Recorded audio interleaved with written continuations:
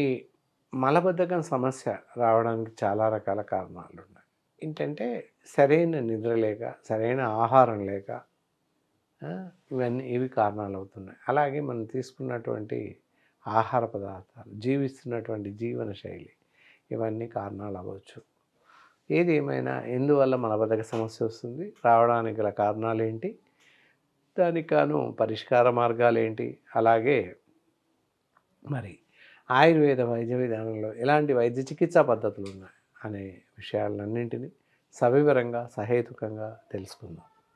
ఇక్కడ వచ్చేసి మలబద్ధక సమస్య ఏదైతే ఉంటుందో దీనికి మరి కారణాలు ఏంటి అని చూసినట్లయితే సరైనటువంటి ఆహారం తీసుకోకపోవడం, అత్యధికంగా వేపులు తీసుకోవడం, అలాగే హెవీ ఫ్యాట్ కంటెంట్ ఫుడ్ తీసుకోవడం, నాన్ ఫైబర్ ఫుడ్ తీసుకోవడం ఇవన్నీ కారణాలు అవుతున్నాయి. ఆహారమే ప్రధాన సమస్య అని చెప్పాలి. ఇక నిద్ర, సరైనటువంటి నిద్ర లేకపోవడం వల్ల కూడా మనం తీసుకున్నటువంటి ఆహారం జీర్ణం అవ్వడానికి సమయం చిక్కదు. 9 గంటలకు పడుకొని ఉదయం 5 గంటలకు లేచినట్లయితే 8, 9 గంటల నిద్ర ఉంటుంది మనకి. ప్రతి మనిషికి 8 గంటల నిద్ర అవసరం కూడా. అలా చేస్తూ ఉన్నట్లయితే తప్పనిసరిగా కొంతవరకు మనం తీసుకున్న ఆహారం సజావుగా జీర్ణం అవ్వడానికి అవకాశం ఉంటుంది. అలాగే తీసుకునే ఆహారంతో పాటు సరైనటువంటి ద్రవ పదార్థం తీసుకోవట్లేదు అని చెప్పచ్చు. ఏదో ఉరుకులు పరుగుల మీద ఎక్కడో రోడ్డు పైన నిలబడి ఏ సమోసాన తిని ఎడమ చేత్తో సగం గ్లాసు నీళ్ళు తాగి దొరకడం పరిగెట్టడం, ఎక్కడో బేకరీలో తిని ఏదో పఫ్సో ఏదో తినడం, వాడు నీళ్ళు ఇవ్వడు, అలాగే వెళ్ళిపోవడం, ఇవన్నీ సర్వత్రా కనిపిస్తున్నటువంటి ఉదంతాలు అని చెప్పవచ్చు. ఇవన్నీ కూడా అప్పుడే ఏం చేయకపోయినప్పటికీ భవిష్యత్తులో రానున్న కాలంలో మలబద్ధక సమస్యకి దారితీస్తుంది. మరి మలబద్ధక సమస్య వల్ల ఇంకా ఇతరత్రా ఎలాంటి వ్యాధులు రావడానికి, ఇతరత్రా ఎలాంటి సమస్యలు ఉత్పన్నమవుతాయి అది కూడా తెలుసుకోవాలి. మరి మలబద్ధక సమస్య ఉండడం వల్ల ఇంటెస్టైనల్ అల్సర్స్ స్టార్ట్ అయ్యే అవకాశం ఉంటుంది. అలాగే ఫైల్స్, హెమరాయిడ్స్ స్టార్ట్ అయ్యే అవకాశం ఉంది. దాంతోపాటుగా ఈజీగా డైజెస్ట్ అవ్వదు కనుక ఇతరత్ర పాలిప్స్, ఇంటెస్టైనల్ డిజార్డర్స్, కోశ వ్యాధులు రావడానికి అవకాశాలు ఉన్నాయి. మరి ఇవన్నీ తగ్గించుకోవాలి అంటే మలబద్ధక సమస్య నుంచి బయటపడాలంటే మరి ఏం చేయాలి? ఏం చేస్తే మనం మలబద్ధక సమస్య నుంచి బయటపడవచ్చు? తీసుకునే ఆహారం మామూలుగా కొంత సెమీ లిక్విడ్లా తీసుకోవాలి. ఆ తర్వాత లిక్విడ్ డైట్ తీసుకోవాలి. ఆ పైన ద్రవాహారం తీసుకోవాలి. ఆ పైన 10 to 20% వరకు గాలి ఆడడానికి ఖాళీగా ఉండాలి. జీర్ణాశయం పూర్తిగా ఫుల్గా భోజనం చేయకూడదు. కొంత ఖాళీగా ఉంచాలి జీర్ణాశయాన్ని. ఇందాక చెప్పినట్టు ఒక 25% మామూలుగా కొంత కర్రీతో, ఆ తర్వాత సెమీ లిక్విడ్ రసం, సాంబార్ అలాంటి వాటితో, చివరగా మజ్జిగ కానీ కాడుతో తినేసేయాలి. ఆ తర్వాత కొంత విరామం సమయం ఇచ్చి నీళ్లు తప్పనిసరిగా తాగాల్సిన అవసరం ఉంటుంది. భోజనానంతరం ఒక గంట విరామం ఇచ్చి గంటకి గ్లాస్ చొప్పున నీళ్ళు తాగండి, సరిపోతుంది. ప్రతి మనిషి 3 నుంచి 4 లీటర్ల నీరు తీసుకోవాల్సిన అవసరం ఉంటుంది. అది ఈ విధంగా ప్రతి గంటకి గ్లాస్ చొప్పున నీళ్ళు తాగుతూ ఉండండి. మనకు శరీరానికి సరిపడేటటువంటి నీరు వస్తుంది. అలా తీసుకున్నట్లయితే మనం తీసుకున్న ఆహారం త్వరగా జీర్ణమయ్యే అవకాశం ఉంటుంది.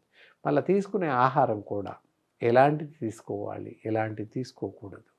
ఈ తీసుకోకూడని ఆహార పదార్థాలు చూసినట్లయితే అతి ఎక్కువగా టీ, కాఫీలు తీసుకోవడం మానేయాలి.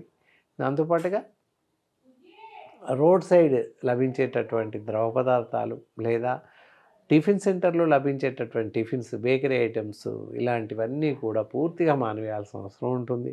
ఇంట్లో అయినా డీప్ ఫ్రైస్ కానీ, వేపుళ్ళు కానీ పూర్తిగా మానేయాల్సిన అవసరం ఉంటుంది.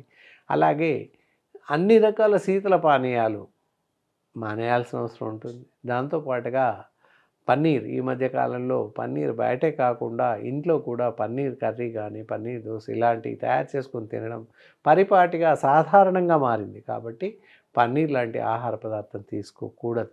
అలాగే వంట నూనెలో చూసినట్లయితే మంచి వంట నూనె అంటే గ్రౌండ్‌నట్ ఆయిల్ వేరుశనగ నూనె కానీ నువ్వుల నూనె కానీ వాడండి. ఆ 2 మాత్రమే వాడండి. ఇతరత్ర వంట నూనెలు వాడకూడదు. అది కూడా ప్రధాన సమస్య అవుతుంది. కాబట్టి వాడకూడదు. ఇంకా తీసుకునే ఆహార పదార్థాల్లో అన్ని రకాల కూరగాయలు తినండి. పీచు పదార్థాలు ఎక్కువగా ఉంటాయి కూరగాయల్లో. వంకాయలు, బీరకాయలు, సొరకాయలు ఇలా అన్నీ తినండి. చిక్కుళ్ళు, చిక్కుడుకాయ ఇలా తినేసేయండి. దేనికి ఎలాంటి అభ్యంతరం లేదు. అలా తింటూ ఉన్నట్లయితే శరీరానికి సరిపడేటటువంటి పీచు మనకి సరిపోతుంది, అందుతుంది. పీచు పదార్థం ఎక్కువగా ఉన్నటువంటి ఆహారం తీసుకోవడం వల్ల మనం తీసుకునేటటువంటి ఆహారం త్వరితగతిన జీర్ణం కావడానికి అవకాశం ఉంది. ఆకలి త్వరగా వేస్తుంది. ఇవన్నీ ఉంటాయి. అలాగే అత్యధిక ప్రోటీన్స్ కలిగినటువంటి, అత్యధిక ఫ్యాట్స్ కలిగినటువంటి ఆహారం తీసుకోకూడదు. మితంగా తీసుకోవాల్సిన అవసరం ఉంటుంది. మరి ఇందాక చెప్పుకున్నట్లు పైన చెప్పినటువంటి ఆహార పద్ధతులు క్రమం తప్పకుండా పాటించండి. ఒక నాన్ వెజిటేరియన్స్ అయినట్లయితే మటన్, ఎండు చేపలు, రొయ్యలు ఇలాంటివి మానేసేయండి. చికెన్, ఎగ్, ఫిష్ తినండి. ఇలా చేస్తే ఎలాంటి ప్రమాదం లేదు. అలాగే తప్పనిసరిగా ఈ ఆహార నియమాలు పాటిస్తూ ఉండండి. క్రమం తప్పకుండా నీరు తాగండి. ఇలా చేస్తూ ఉండడం వల్ల మలబద్ధక సమస్యని కొంచెం వరకు తగ్గించుకోవచ్చు. ఇంకా అలాగే ఉన్నట్లయితే సూచనలు ఏంటంటే మధ్యరాత్రి మేలుకైనప్పుడు లేచినప్పుడు మౌత్ వాష్ చేసేసుకొని ఒక గ్లాసు నుంచి 2 గ్లాసుల వరకు నీరు తాగండి. నీరు తాగి పడుకోవడం అవసరం.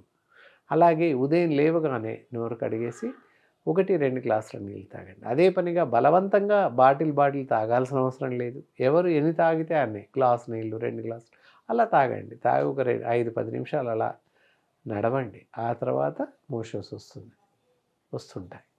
అప్పటికి రానట్లయితే ఇతరత్ర మందులు వాడాల్సిన అవసరం ఉంటుంది. ఇంట్లోనే చిన్న చిన్న చిట్కాలు ఉంటాయి. అవి చెప్తాను, వినొచ్చు మీరు.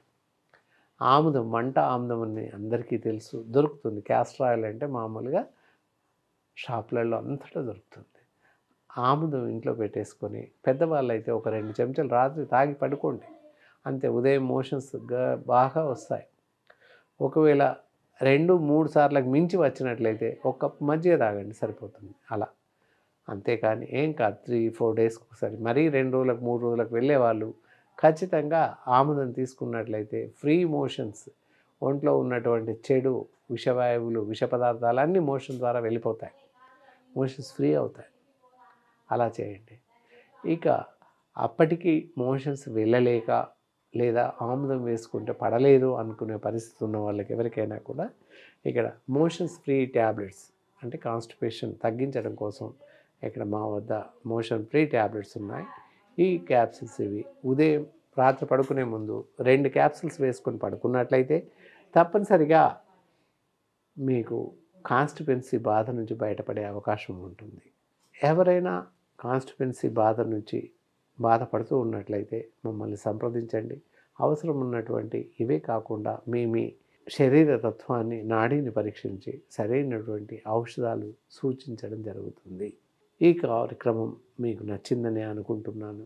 ఇంకా ఇతరత్రా ఏవైనా సలహాలు, సూచనలు ఇవ్వాలనుకున్నట్లయితే వాట్సాప్ ద్వారా మా ఛానల్కి నేరుగా మీ సమాచారాన్ని పంపించే అవకాశం ఉంది. ఇంతటితో ఈ కార్యక్రమాన్ని ముగిస్తున్నాను.